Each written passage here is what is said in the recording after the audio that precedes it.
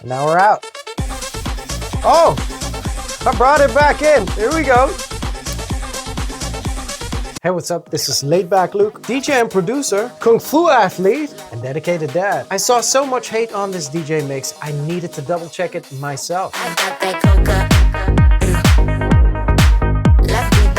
I've been DJing professionally since 1997, played all the biggest stages in the world over these last 2 decades. I have DJ online courses up, and the newest online DJ course has launched right now. Through the Tomorrowland DJ and Producer Academy, I have my new DJ course out. It's the future of creative DJing, and a lot of you wanted to see me back on Pioneer gear. Well, in that course, you'll see me actually do that. How about that? So make sure to check it in the description below. A lot of my YouTube content is giving tips and tricks out to DJs. A lot of your favorite DJs look up to me, have learned tricks from me, still have a lot of respect for me. So did I seriously lose my ability to make a DJ mix? Well, we're gonna find out today. I am actually gonna listen to my mix together with you, and I'll keep a critical eye out on what I do, maybe give you some explanation, sort of an in my mind DJ set here while I narrate. We're gonna dive in from the beginning right now.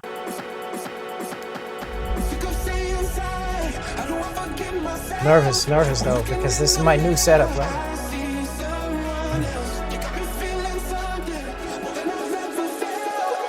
Okay, so we have the phone screen here. I DJ from my phone nowadays. It's 2024. Maybe you're even watching this from a phone and not from a TV. We do everything nowadays from our phones. And my concept is, why not DJing?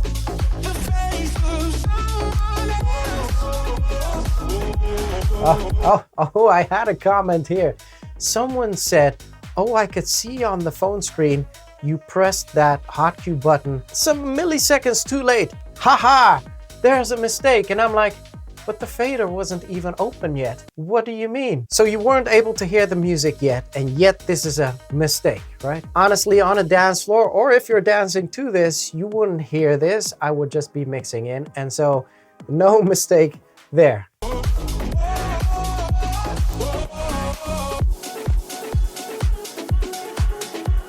This is super tricky as well. So I had a comment coming in where they were like, oh, this is a huge mistake. Let me explain what's going on here. The problem at this moment in the mix is that there's a vocal coming in on the second verse, and that vocal comes in on the 3.5, I believe it was. So if I would let the track play and then go into the other track, I would be cutting off the vocal right in the middle of the vocal. I wanted to prevent that, and a way to go around that is pressing the hotkey 4 times before the beat drops. So this is a little bit of an insider technique. When you have a vocal that comes in a little bit sooner than the drop, try and do something with your hotkeys to prevent the vocal from starting in the first place. That's my thought behind it. Did it feel a little bit rough? Yes, it did. Was it a mistake? No, because I did it intentionally.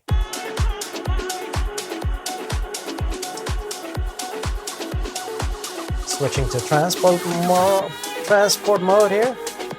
Okay. Key change. Let's talk about key changes. Forever, I have just DJ'd without paying any attention to key. Even in my denim days, and I still believe that, key is lesser than genre and elements and energy in the track, and then comes key. Making mixes that short and playing radio edits of it as well, there's gonna be a couple of times where the key really struggles and works against your mix. Is this a mistake? It's a conscious decision. Is this pretty? It does sound a little bit weird, I must say.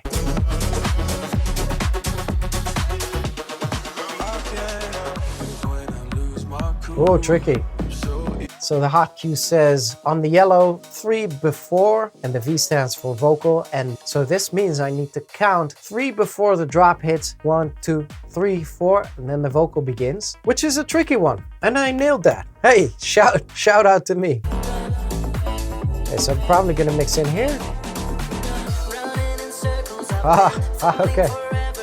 Obviously no mistake here, right? If you thought this was a mistake, man, think again. No, this was not a mistake. In the realms of live edits, I went ahead and pressed the yellow hotkey and the purple hotkey at the same time. Now what this did was going into the intro beats of the track that's playing and going into the vocals of the next track. And so basically, live edit right here, going into a complete other section and motion of the mix immediately. Wow, that's quite fascinating, I think. Do note we're five minutes, almost 6 minutes in the mix, and I've done 5 mixes. For the haters out there, if you can do as many tracks as I have in this mix, then you're allowed to speak. This is what someone recommended me, right? But it's true. So 50 tracks, 56 minutes. It's a lot of work. A lot of live edits as well. Live edits, not Ableton edits. Okay, taking the vocal out. So this session as well, DJing with stems is the future. It's popping up everywhere now. This is actually a masterclass on how to DJ with stems. So actually after the chorus, I didn't want to have a verse. So I took the verse out and I had a full instrumental I was able to utilize and mix into the other track, which was an instrumental as well. But then the new vocal came in.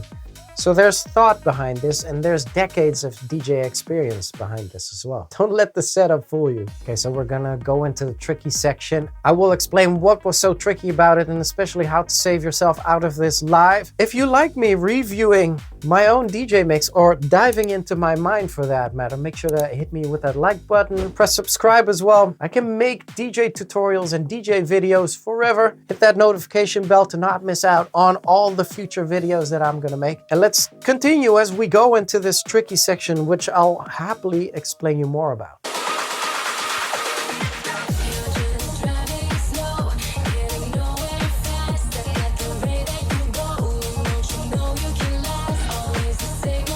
Okay, press the hotkey, but we don't see which one. Yeah, okay. Yeah, that wasn't pretty.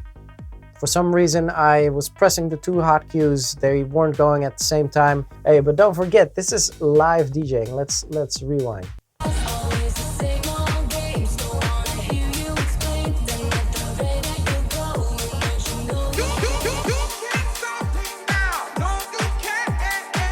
It's weird, huh? Because I'm pressing you. And I could swear my fingers were on time there, but it didn't sound like that. Not saying it's the equipment, right? I hear you, haters, on this one. So I'm gonna explain you the next section, what happened.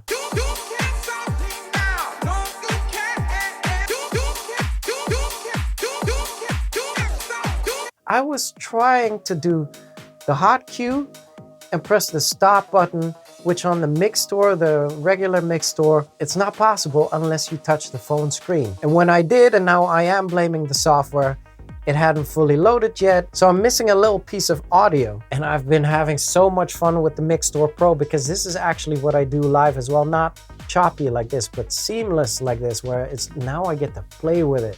Where it's like you, and I couldn't do it on here. And I was live in the mix doing all of these tricks already, and I was like, oh shoot, it's not working.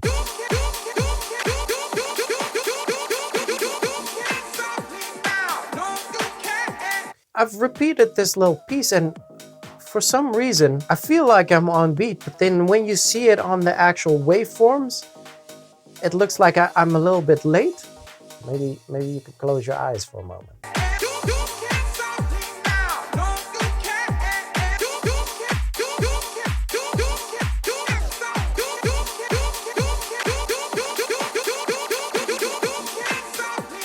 Yeah, with my eyes closed, it's like, okay, maybe I'm a little bit late on the triggers before, but I'm on beat, and for some reason it's not on beat.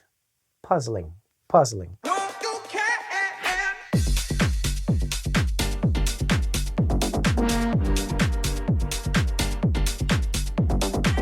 Okay, so the next track is another really tricky mix. I'm kind of in a pickle in this section of the mix.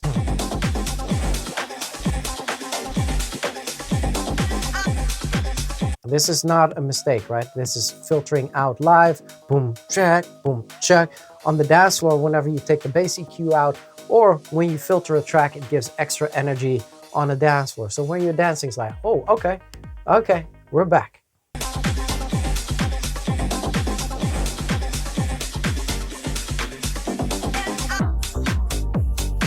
Oh yeah, so I took the vocal out live. And when I did that, I was like, I can still hear the artifacts of the original vocal. And I was like, I just need to layer the other vocal on it again. So here we go again.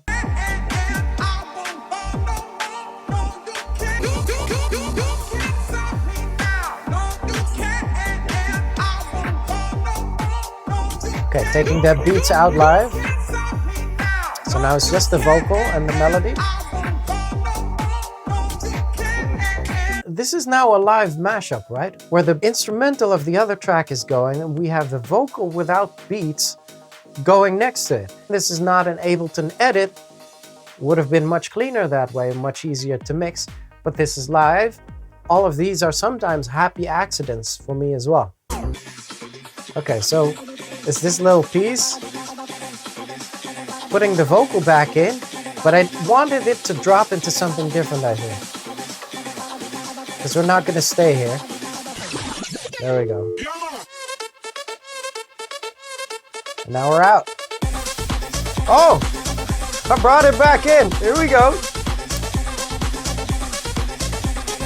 Nice. Man, I'm enjoying my own mix. So there's a balance between live mistakes or the sense of live and then nailing it into the next mix. Again, I've been doing so many movements and so many live edits and things that when it falls all into the right place, to me personally, it balances it all out. And the fact that I'm bringing back the vocal here again, this is the power of live, where it's like, oh, I totally forgot I did this and I'm surprising myself. Yeah, that was good. So what my roots are in DJing, when I used to listen to the DJs I looked up to, I would sometimes hear them make mistakes. I was like, ooh, I'm a little DJ hater right now and I hear my favorite DJ making a mistake and how is he or she gonna save themselves out of this? And I remember being in the mix as a listener myself, thoroughly enjoying that journey. And maybe I've seen this DJ a couple of times and heard them play the same track, but it would always be a different execution. And that is what I'm going for in this mix. But some people say it's the equipment. It's not the equipment. What is currently going on in my DJ journey is that I've been DJing for such a long time. Some of you who are watching are the same age as I've been DJing. At this point, it could be really boring for me. I have 6,000 vinyls still. I have all my CD folders still. When I switched to CD, my full setup was a CDJ 1000. I helped promote Pioneer in launching the CDJ 2000 Nexus, RMX 1000. I even helped them launch Rekordbox. This is my pedigree. This is a long journey of DJ roots that I'm bringing here. So to simply disregard me as like, oh, he's making all of these mistakes and what's going on, no, that's not it. I currently feel like a teenager again, where I have this new piece of gear. We have the stems coming up. It's a whole new world. Suddenly I'm wrestling with key. And what it comes down to is the passion for DJing and live DJing is still there. And there's tons of DJs DJing live, which I appreciate, but there's also the majority of DJs that have pre-made mashups and everything will sound perfect because all they do is press play and prepare everything on their computer. If that's you and if you're watching and if you just love seamless, basic mixing, more power to you, but that's just not me. That's not how I want to DJ. That's not how I function. I'm bursting of creativity always, and still I'm so grateful and blessed for that. So me personally, I need to have a little bit of wiggle room, and so I can give you these types of DJ masterclasses because this is what it is under the hood. I show you what's going on in the very near future of DJing. Well, I have fun and experiment. Okay, so I'm gonna highlight one big one for me here before I round this off. And I personally wasn't okay with this one either. Let's have a look. And now the grid seems to be off. And I don't know why exactly. Oh.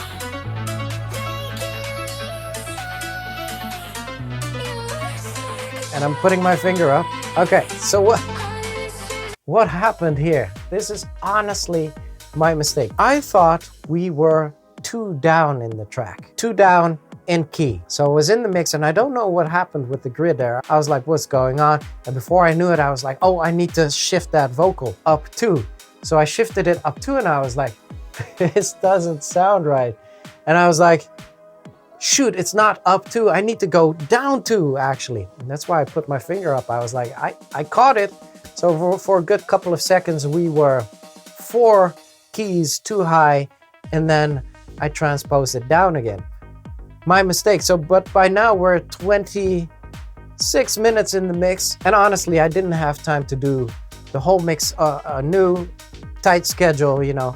And I was like, I'm just gonna keep this one in and I will address it to you later. Is this pretty? No, it's not. Is it a mistake? I think so. But I'm in touch with DJ Pro AI because on their screen, you can't actually see if you've changed your key or not. And it would have been really handy for me to see a -2 or a +2 that I'm off of the original key. And so I'm actually putting that in with them right now. And hopefully they'll come through in order for me to not make mistakes like this again. So again, mixing in key is quite new to me, but it was really important for me to keep in the mix because I do not, and let me preface this, I do not want you to hear a perfect mix. I want you to also learn from my mistakes. I want you to be in the journey with me. And I hope that by seeing this video, you will see that from that journey, you can possibly learn as much as I did while doing the mix. This is a very old school mentality, and maybe in 2024, a lot of you are like, oh, but we don't know what this is. This is real DJing.